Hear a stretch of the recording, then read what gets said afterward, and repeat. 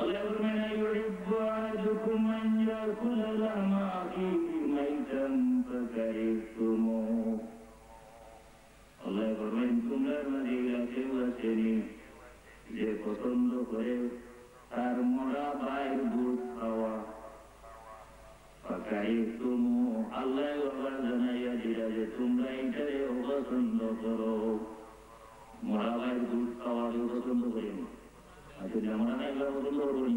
না এর বাদে আল্লাহ তাআলা ফরমায় ওয়াত্তাকুল্লাহ আল্লাহ তোমরা ভয় করো ইন্নাল্লাহা তাওয়াবুর রহিম নিঃসন্দেহে আল্লাহ তাআলা হইলা ক্ষমাশীল এবং দয়ালু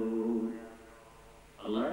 মাফ করিয়ে দিবা তওবা কবুল করনেওয়ালা আর তোমরা রুজে আল্লাহর বহুত দয়া পয়লা নম্বর কথা হইল এই আয়াতটা নাযিল হইল কোন সময় এবং কেন নাযিল আরেকটা জিনিস আমি বুঝিয়ে রাখি কোরআন শরীফ প্রায় আয়াতের শানে নুজুল এসে চলায় না করবালা কি হয়েছে নিচে আল্লাহ পাক রব্বুল আলামিন ডাক দিয়েছেন ডাক দিয়াও হইলেন ইয়া আইয়ুহাল্লাযীনা আমানু ইজতানিবু কাসীরাম মিনাল যন্ন ও ঈমানদারগণ ইজতানিবু কাসীরাম মিনাল যন্ন তোমরা বিভিন্ন ধরনের ধারণা করে তোমরা বাঁচিয়ে থাকো লোনা বিরুদ্ধ এটা কোন সময় ইয়াকিনের অর্থে ব্যবহার হয় তবে এখানে অর্থ হইল ধারণা ধারণা বলতে এটা কোন প্রসঙ্গে আয়াত না দিলে আমি একটু করে বললাম তর্জমাটা বলি এরপরে আল্লাহ বলবেন ইন্না বা'দাল যন্নি ইসমুন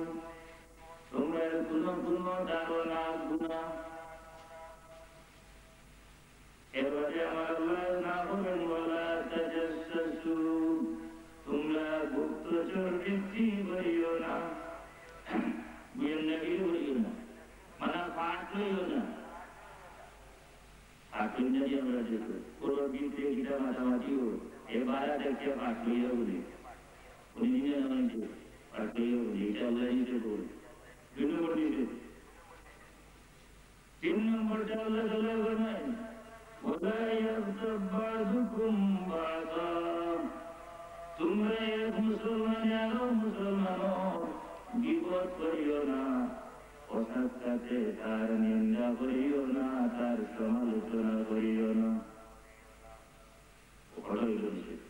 তিনটে একটা হইল মানুষের উড়ে ধারণা করিও না বাঁচাও না আর একটা হইল গুপ্তচর বৃত্তি করিও না মানুষের ভূগোল কথা চুকাই যাওয়ার করিও না আর একটা হইল তোমরা এসে অন্যের সমালোচনা আবর্তে করিও এরপরে আল্লাহ রাব্বুল আলামিন তিন নম্বরটা দেওয়া হয় একটা উদাহরণ দেওয়া বুঝে জীবতর দেওয়া হয় আল্লাহ ফরমান ইউহিব্বু আহাদুকুম আন ইয়াকুলা লাহমা আখিহি মাইতান ফাকারিহতুমুহ আল্লাহ ফরমান তোমরা মদিনা কেউ আসেনি যে পছন্দ করে তার মরা ভাইয়ের দুধ খাওয়া ফাকারিহতুমুহ আল্লাহ আবার জানাইয়া দিলা যে তোমরা এটারে অপছন্দ করো মরা ভাইয়ের দুধ খাওয়া পছন্দ করেনি আসলে আমরা না এগুলো পছন্দ করি না এর বাদে আল্লাহ তাআলা ফরমায় ওয়াত্তাকুল্লাহ আল্লাহ তোমরা ভয় করো ইন্নাল্লাহা তাওয়াবুর রহিম নিঃসন্দেহে আল্লাহ তাআলা হইলা ক্ষমাশীল এবং দয়ালু আল্লাহ মাফ করিয়ে দিবা তওবা কবুল করনেওয়ালা আর তোমরা রুজে আল্লাহর বহুত দয়া পয়লা নম্বর কথা হইল এই আয়াতটা নাযিল হইল কোন সময় এবং কেন নাযিল আরেকটা জিনিস আমি বুঝিয়ে রাখি কোরআন শরীফ প্রায় আয়াতের শানে নুজুল এসে অর্থাৎ কোন ঘটনাকে উপলক্ষ করিয়া কোন পটভূমিতে এই আয়াতটা নাযিল হয়েছে কিন্তু দুনিয়ার মুফাসসিরিনে কিরাম একমত তার শানে নজরুলের উপরে নির্ভরশীল নাই, নির্ধারিত নাই। যেও বহু সাহাবীর উপরে এটা নাযিল হয়েছে, ওদের লাগিও খাস, আর দুনিয়ার কেউ লাগি এটা খাস না, এটা আম নাই, অন্য লাগি এটা নাই। এটা কোনো শানে নজরুল নেই, মানে শানে নজরুলটা এই আয়াতটা নাযিল হয়েছে একটা ঘটনার উপলক্ষ হইয়া, কিন্তু এটার হুকুমটা হইল কিয়ামত পর্যন্ত। এই আয়াতটা তিনজন সাহাবী সম্পর্কে নাযিল হয়েছে। এই তিনজনের একটা ঘটনা ঘটছে। ঘটনাটা হইল রাসূল পাক সাল্লাল্লাহু আলাইহি ওয়াসাল্লাম কোন সফর বাড়িলে অনেক সময় সাহাবায়ে কিরামের অবস্থা ঠিক অবস্থা, যে সময় খারাপ আছিল বেশি, আল্লাহর নবী সফর বাড়িলে হকলে এখানো দলইয়া খাওয়া অসম্ভব। তখন ধনী সাহাবী হল দুইজনের লগে গরিব একজন সাহাবী লোক লাগাইয়া দিতে। কারণ সাহাবায়ে কিরামের অবস্থাটা পয়লা জমানা খুব নাজুক আছে। এটা আল্লাহ রাব্বুল আলামিনের একটা আজমাইশ পরীক্ষা। সাহাবায়ে কিরামের অবস্থা কি পরিমাণ নাজুক আছে, বুখারী শরীফের রিওয়ায়াতের মধ্যে আছে, রাসূল পাক সাল্লাল্লাহু আলাইহি ওয়াসাল্লাম একজন সাহাবী এর সামনে নিয়ে আল্লাহর নবীর ওয়াফাতের মাসআলা দেখ, এই সাহাবীর সামনে ইফতার দেওয়া হয়েছে, খুব বিভিন্ন প্রকারের ইফতার। কারণ যে সময় সাহাবায়ে কিরামের অবস্থা দুর্বল আছে, কি সময় করি ইফতার আর মাঝে ইফতার, সে সময় বলি সে সময় দুনিয়া এখন শুনে আমরা মাঝে উদ্যোগে দেখা গেছে মসজিদে গেলে আগে আগার ভাত লিয়ে আছে না, আগে আগবার। আর এখন আরো কতটা লাগছে, পেঁয়াজি কিটা কিটি আরো আপনি গুলা অবস্থা লাগাইয়া ইফতার করতে করতে এবারে তো জিলাপি আসিও, কত যত ইফতারি রকমারি ইফতারি সুনভূমিনের তো আম বিভিন্ন জাতীয় খাদ্য দ্রব্য এখন ইফতার। রাসূল পাক সাল্লাল্লাহু আলাইহি ওয়াসাল্লামের সামনে নিয়ে ইফতার দেওয়া হয়েছে, বিভিন্ন প্রকারের ইফতার। আল্লাহ রাসূলের সাহায্যে ইফতার দেখে খান্দন আরম্ভ করছে, খান্দ। অন্যান্য সাহাবী হলে প্রশ্ন করেন যে আপনি খান্দন জেনে, তাই জবাব দেন যে ভাই যখন আমরা এমন একদিন আছি, আমরা ভাই মুসলিম উম্মাহ রাদিয়াল্লাহু তাআলা আনহু উহুদের জমিনে শহীদ হয়েছেন, আমরা বাইরে কাফন দিবার মতো একটা কাপড় আমরা রেখে আসিল না, একটু কাপড় আসিল,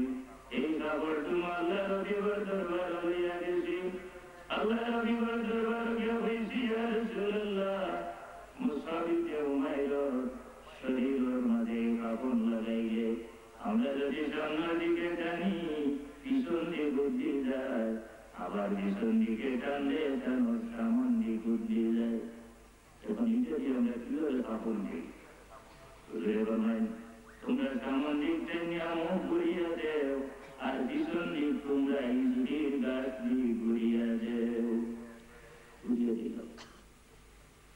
হাতারাটা করা হইল, সাহাবীর দুগ্ন হইল। আমরা জয়মানের সময় আছি, আমরা বাইরে তোমার আপনার কাপড় দিয়া সারাটা বদন ঘুরিয়ে দিতাম পারছি না। এখন তো কি পরিমাণ উন্নত মানব বানিয়েছে, ও খান্দন খান্দি খান্দি আগে ইদিনা ইফতারও করতেন না, পানি দিয়ে ইফতার করিয়ে যেন মাঝে লাগিয়েছে ছোট ছোট হাত আর ইফতার করতেন।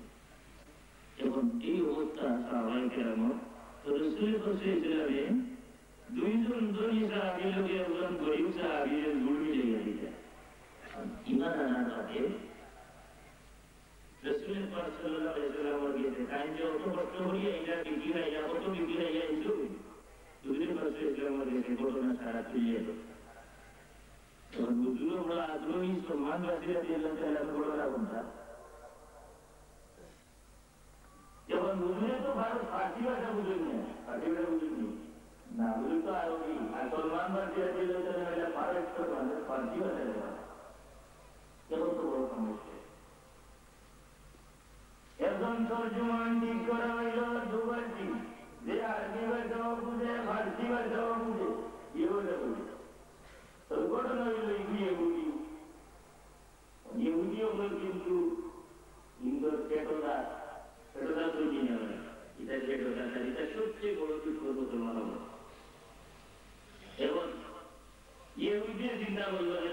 আবার যে তো তান আল্লাহ নবীর বলে যেটা বাপ জুড়িয়ে একজন ওটা বয়ান হবে এই মনে মনে বন্দি আসলো মসজিদ এটা বুঝতে না সলমান ভাইতে যেটা বলিবা আমি তো ক্যাশমেট করিয়ে দিব অনুবাদ করিয়ে দিব তখন আমি উল্টা হই তখন সলমান ভাই আল্লাহ নবীর তারিফ করই আর এ হয় নবী সলমানে আপনার কাজেই যায় এটা বলেন কথা হয়